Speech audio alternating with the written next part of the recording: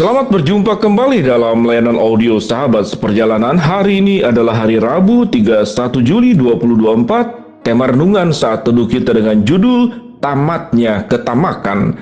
Tamatnya ketamakan. Firman Tuhan terambil dalam Lukas pasal 12 ayat yang ke-15. Katanya lagi kepada mereka, berjaga-jagalah dan waspadalah terhadap segala ketamakan. Sebab walaupun seseorang berlimpah-limpah hartanya, hidupnya tidaklah bergantung daripada kekayaannya itu. Mari kita berdoa. Bapa yang di dalam sorga, biarlah kami belajar untuk bisa menyikapi kekayaan, harta benda dengan cara benar dari sudut firman Allah. Dalam nama Tuhan Yesus kami berdoa. Amin. Shalom sahabat perjalanan yang dikasihi Tuhan. Ada dua sikap ekstrim yang dua-duanya salah. Sikap ekstrim yang pertama yang berkenaan dengan harta benda, yaitu sangat menjunjung harta benda, dianggap bahwa harta benda itu menjadi segala-galanya, bahkan itu menjadi paling utama dalam hidupnya. Kelompok yang kedua adalah menganggap bahwa harta benda itu sesuatu yang duniawi, bahkan kalau kita kaya dianggap sebagai orang berdosa. Semakin banyak harta benda maka dianggap kita sebagai orang berdosa. Maka dua-duanya adalah sebuah pemikiran yang keliru. Tuhan tidak pernah menganggap harta benda, segala sesuatu yang sifatnya kekayaan itu sebagai bentuk dosa, karena itu hanyalah bagian daripada berkat yang ada pada setiap kita masing-masing. Bukankah Tuhan yang kita sembah adalah Tuhan yang maha kaya? Tuhan punya segala-galanya. Dia menciptakan alam semesta di dalam dirinya. Kalau Tuhan bisa menciptakan alam semesta mungkin 2 kali, 3 kali, puluhan kali dari seluruh alam semesta yang ada saat sekarang, itu adalah kewenangan dan haknya. Dan Tuhan itu adalah Tuhan yang maha kaya, Tuhan yang berlimpah dengan segala. Dan kekayaan Tuhan adalah kekayaan yang tidak terbatas di seluruh aspek. Tuhan mampu menciptakan apapun juga di dalam kehendaknya. Kalau Allah yang kita sembah adalah Allah yang kaya, lalu anak-anaknya juga bisa mendapatkan kekayaan dan berlimpah, bukan sesuatu yang keliru. Kemiskinan itu bukan juga identik dengan sesuatu yang rohani. Orang yang sederhana bukan berarti saudara harus miskin. Kalau kita miskin, kita tidak punya apa-apa, sampai makan pun susah, maka kita akan menjadi tanggungan orang lain. Kehidupan kita sulit menjadi berkat. Bagaimana mungkin kita memberkati? Kalau tangan kita masih terulur dan telapak tangan kita masih terbuka meminta bantuan dari orang lain. Pada prinsipnya kekayaan itu adalah sifatnya netral. Kita berhak untuk mendapatkan kekayaan, tetapi tentunya dengan cara benar. Dilakukan dengan cara benar, dikejar dengan cara benar, dikelola dengan cara benar. Setelah kita punya pun kemudian dikelola dan disalurkannya juga dengan cara benar. Tetapi kalau kekayaan dikejar dengan cara yang keliru, lalu kemudian dikumpulkan dengan cara yang keliru, digunakan dengan cara yang keliru, maka kekayaan itu akan mengakibatkan menjadi suatu dosa. Kalau kita berbicara tentang kekayaan, identiknya mungkin juga dengan mulut.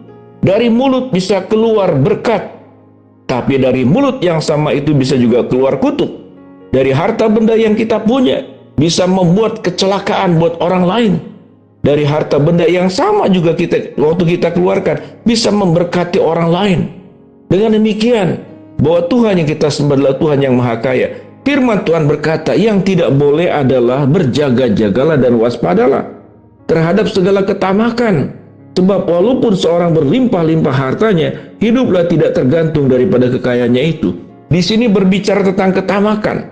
Kalau yang namanya tamak berarti dia akan memakai segala macam cara untuk mendapatkan semakin lebih banyak lagi dan lebih banyak lagi. Kalau sudah tamak itu adalah bagian daripada dosa, dia akan menempuh bagaimana menjadi semakin kaya, dan dia tidak peduli caranya benar atau kemudian salah. Caranya itu melanggar hukum atau kemudian mengikuti aturan hukum. Dia sudah tidak peduli, karena tujuan utamanya adalah kaya segala-galanya. Tetapi seseorang yang kemudian firman Tuhan ajarkan bahwa hidupnya itu tidak tergantung daripada kekayaannya. Bagian firman Tuhan pada ayat yang berikut dikatakan, hai orang bodoh, kalau malam ini jiwamu itu akan diambil, lalu apa yang kau kumpulkan itu untuk siapa? Lalu perintah Tuhan pada bagian ayat yang berikut dikatakan, hendaklah engkau kaya di dalam Tuhan. Orang kaya di dalam Tuhan itu berarti memang perjuangan kita dari hidup, sebagaimana kita ajarkan kepada anak-anak, sebagaimana kita perjuangkan, kita ingin lebih cerdas dalam pengetahuan, kita ingin menjadi orang yang makin terampil di dalam pekerjaan, kita juga ingin mengalami banyak kemajuan di seluruh aspek kehidupan, dan tentunya juga dalam aspek harta benda.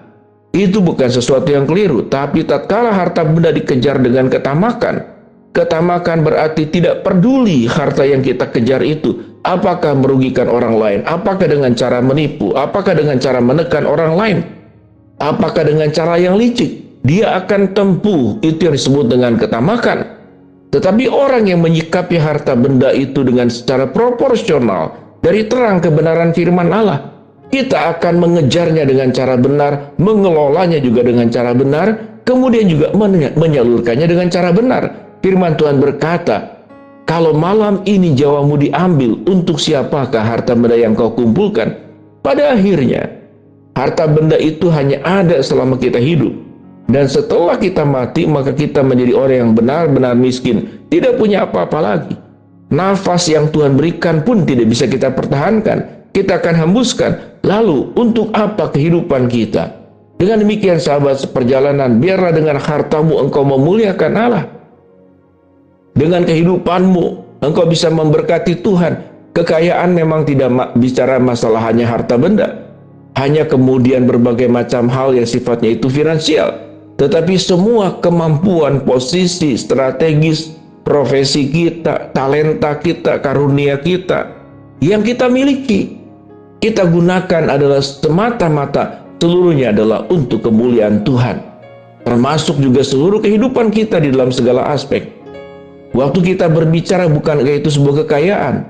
Orang yang bisu ingin sekali bicara, tetapi kita yang bicara, biarlah kita gunakan dengan baik-baik. Dan firman Tuhan berkata, mata pun juga harus penuh dengan hal yang baik, melihat yang baik, kemudian kita mengelola semuanya dengan baik, dan kemudian menyalurkannya dengan baik.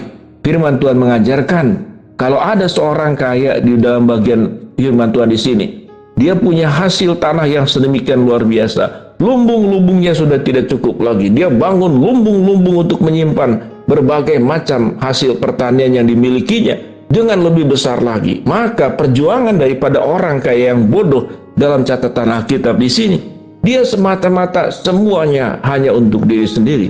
Sementara berapa banyak yang kita bisa sanggup makan, berapa banyak yang kita bisa sanggup pakai. Kalau kita bisa beli rumah puluhan, berapa banyak rumah yang kita bisa tinggal? Hanya satu. Tempat tidur hanya satu. Kendaraan hanya satu. Kalau kita serahkan segala sesuatunya adalah hanya buat kemuliaan Tuhan, dan kita menyadari bahwa ketamakan itu akan tamat, seluruh yang kita miliki itu akan berakhir. Firman Tuhan berkata, kalau malam ini Tuhan mengambil nyawamu, lalu untuk apakah engkau kumpulkan semuanya itu? Bukankah itu sia-sia dan tidak ada gunanya? Mari sahabat seperjalanan yang terkasih di dalam nama Tuhan Yesus, kita berjuang menjadi semakin kaya, semakin diberkati, tetapi kita pun juga berjuang tatkala kekayaan itu ada pada diri kita. Kita kejar dengan baik, kita cari dengan baik, kita olah dengan baik, dan kita pun salurkan dengan baik. Kita bisa memberkati orang dengan banyak cara, salah satunya lewat finansial. Kalau Tuhan berikan berkat finansial yang lebih daripada orang lain, mari kita belajar menjadi pribadi yang memahami bahwa ketamakan satu hari kelak nanti akan tamat. Mari kita berdoa. Bapa dalam surga, kami bersyukur untuk firman yang kami pelajari. Hamba-Mu berdoa buat sahabat seperjalanan yang sakit, Tuhan jamah sembuhkan. Sahabat seperjalanan yang sedang menghadapi masalah, Tuhan bukakan jalan. Sahabat seperjalanan yang sedang berdoa mengharapkan sesuatu, Tuhan kabulkan dengan cara dan waktunya Tuhan. Di dalam nama Tuhan Yesus kami berdoa. Amin. Shalom sahabat seperjalanan, Tuhan memberkati kita semua.